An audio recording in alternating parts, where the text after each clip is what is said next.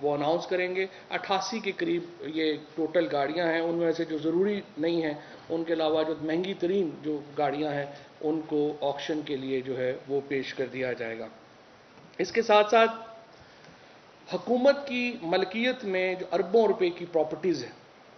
اس کے اوپر 2 کمیٹیز کی تشکیل کی گئی ہے. ایک ہیریٹیج کمیٹی ہے جو ان عمارات کو دیکھے گی جن کی ایک تاریخی اہمیت ہے.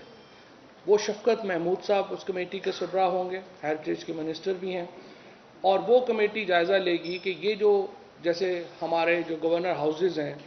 یا اس کے علاوہ جو باقی پراپرٹیز ہیں جن کی ایک تاریخی اہمیت ہے ان کو کس طرح سے استعمال کیا جائے کہ ان کی تاریخی اہمیت بھی متاثر نہ ہو لیکن وہ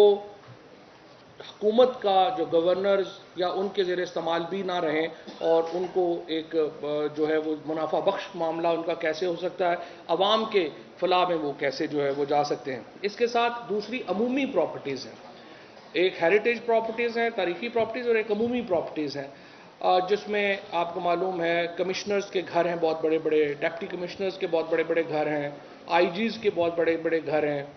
ان جو پراپرٹیز ہیں ان کا جائزہ لینے کے لیے، عمومی پراپرٹیز کا جائزہ لینے کے لیے جو اسد عمر صاحب کی زیر نگرانی ایک کمیٹی بنائی گئی ہے. اس میں عبدالرزاق داؤد صاحب بھی شامل ہوں گے، خسرو بختیار صاحب شامل ہوں گے اور وہ ان پراپرٹیز کا جائزہ لیں گے. اور پھر صوبوں سے، ظاہر ہے بہت ساری پراپرٹیز ہیں جو صوبوں کی ملکیت ہیں. 2 صوبے ہیں جہاں پہ براہ راست ہماری حکومت ہے، وہاں پر ہم اپنی پالیسی خود انفورس بھی کریں گے. اور جو دوسرے صوبے ہیں جس طرح سے آپ کو معلوم ہے آرٹیکل 149 کے تحت ہم ڈائریکشن ایشو کر سکتے ہیں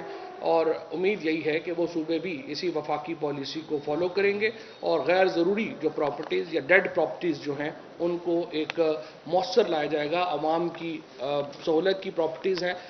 ایک ایسا ملک جس میں ہم سود ادا کرنے کے لیے قرضے لے رہے ہیں، وہاں پہ نامناسب ہے کہ وہاں کے اکابرین، وہاں کی حکومتیں جو ہیں وہ اس طرح سے ارباں روپے کی پراپرٹیز میں اور محلات میں رہیں. اسی بات کو آگے بڑھا کر ان کو لایا جائے گا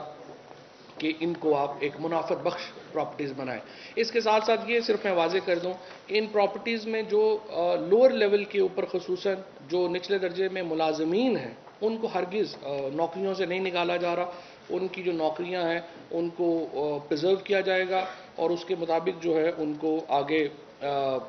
مختلف جگہوں کے اوپر کھپایا جائے گا تاکہ ان کو بھی ان کی جو معاشی ان کو کوئی نقصان جو ہے وہ نہ پہنچے. اسی طرح سے وزیر اعظم صاحب نے آج فوری طور کے اوپر وزراء اور جو بیوروکریٹس ہیں ان کے بیرون ملک دوروں کو محدود کرنے کا اور بالکل بین کرنے کا حکم دیا ہے. خود بھی وزیر اعظم صاحب کم از کم اگلے 3 مہینے کوئی غیر ملکی دورہ کرنے کا ارادہ نہیں رکھتے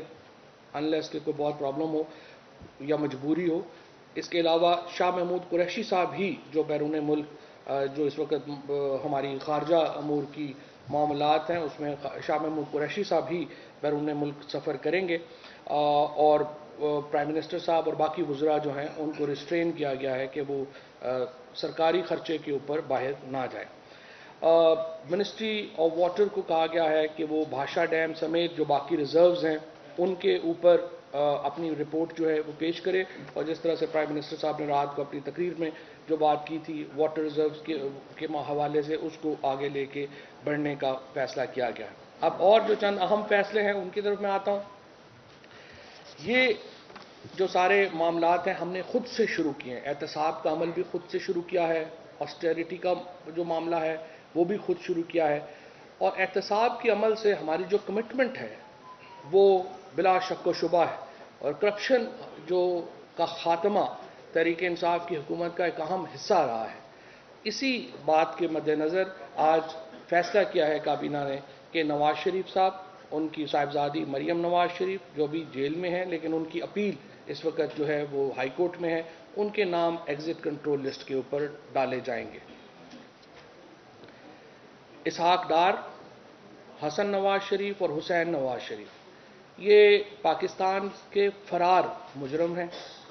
اور ضروری ہے کہ ان کو واپس لایا جائے تاکہ وہ احتساب کا عمل کا سامنا کریں، عدالت میں پیش ہوں اور اپنے جو تمام ان کے دفاع میں جو چیزیں ہیں وہ اپنی آ کے عدالت میں پیش کریں. ریڈ وارنٹس اس سلسلے میں پہلے ہی جاری کیے جا چکے ہیں वजारत कानून और इंटीरियर मिनिस्ट्री को कहा गया है कि इन वारंट्स के ऊपर अमल दरामद को यकीनी बनाया जाए और जल्द अज जल्द तीनों जो मुलजम हैं उनको पाकिस्तान वापस लाके अदालत के सामने पेश किया जाए। इसी ज़मन में एवनफील्ड प्रॉपर्टीज़ जो मशहूर हैं, आपको मालूम है पनामा पेपर्स में जिन प्रॉपर्टीज़ का जिक्र आया था, ये प्रॉपर्टीज़ एवनफील्ड प्रॉपर्टीज़ के नाम से जानी जाती हैं। ये प्रॉपर्टीज़ पाकिस्तान के अवाम की मलकियत है और आज काबीना ने वजारत कानून को यह हदायत दी है कि वो इन जायदादों की अटैचमेंट के लिए बरतानिया की अदालत से रजू करें और उसके बाद ये प्रॉपर्टीज़ जो हैं इनका जो पैसा है वो पाकिस्तान लाया जाए। एक अहम तरीन फैसला जो आज की काबीना के इजलास में हुआ और कल जिसका तज़किरा प्राइम मिनिस्टर इमरान खान साहब ने अपनी तकरीर में भी किया था, उस फैसले में के मुताबिक एक टास्क फोर्स बनाई गई है। शहजाद अकबर साहब को जो एक नैब के वकील हैं, अकाउंटेबिलिटी के ऊपर वो दस्तरस रखते हैं, एहतसाब के कवानीन के ऊपर उनकी दस्तरस है, उनको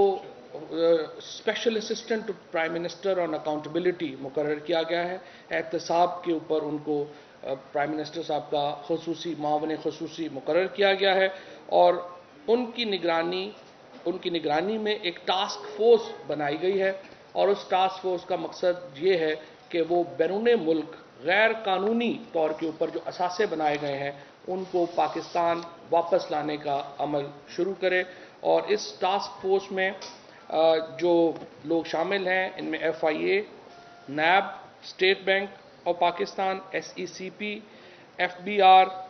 इसके साथ लॉ मिनिस्ट्री और फॉरेन मिनिस्ट्री के रिप्रेजेंटेटिव्स शामिल होंगे और इसके साथ किसी भी और इंडिविजुअल या एजेंसी को ये टास्क फोर्स अपने साथ शामिल कर पाएगी। और ये जो टास्क फोर्स है इसको ये काम सौंपा गया है कि ये फौरी तौर के ऊपर एक प्रेजेंटेशन देगी और ये तमाम जो पैसा जो पाकिस्तानियों का वो पैसा जो बाहर पड़ा हुआ है उसको वापस लाने में अपना किरदार अदा करे। ये वो चंद अहम फैसले हैं जो आज की काबीना के इजलास में किए गए हैं और इंशाअल्लाह ताला इनके ऊपर फौरी तौर पर अमल दरामद